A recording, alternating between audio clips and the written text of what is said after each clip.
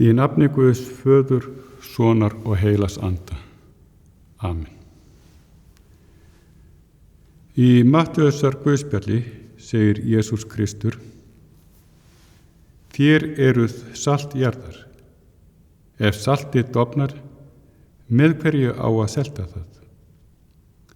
Það er þá til einskis nýtt, menn fleygja því og tróða undir fótum.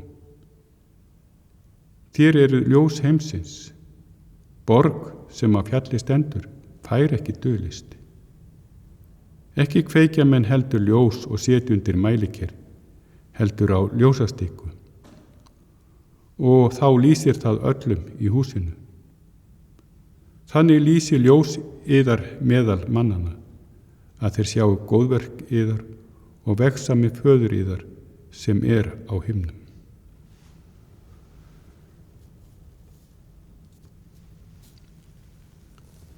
Míp Gís hét hún konan sem hjálpaði Önnu Frank og foreldrum hennar að fela sig í leyni íbúð í skrifstofu húsnæði í Amsterdam á stríðsárunum. Hún lagði sjálfan sig í mikla hættu allan tíman. Lengst af ævi sinnar vildi hún ekki tala við nokkurn mann hetjudáð sína.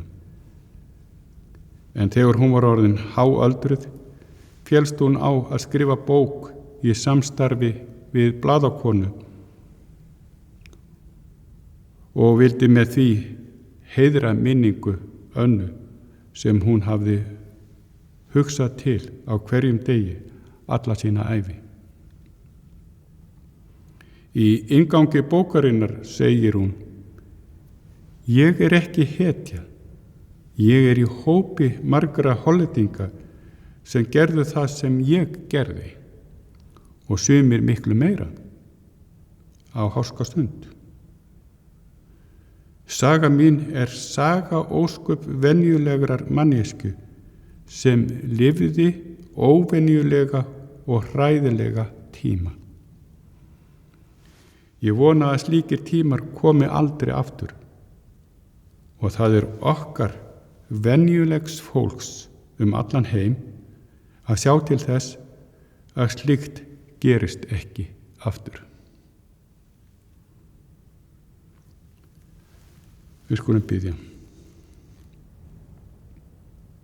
Góði Guð,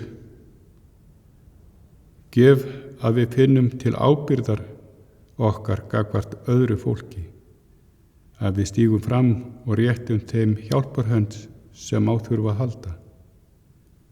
Gef að við vöndum okkur í tali aðra og í umgengni við aðra,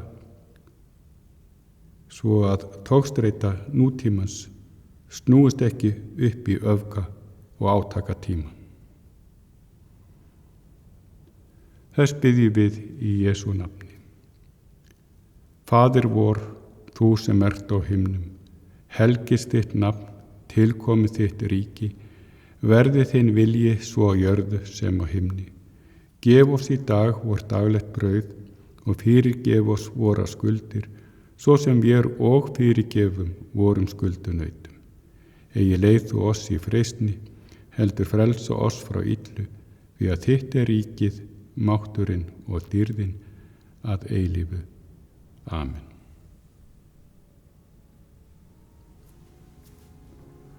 Guð gef okkur öllum góðan dag.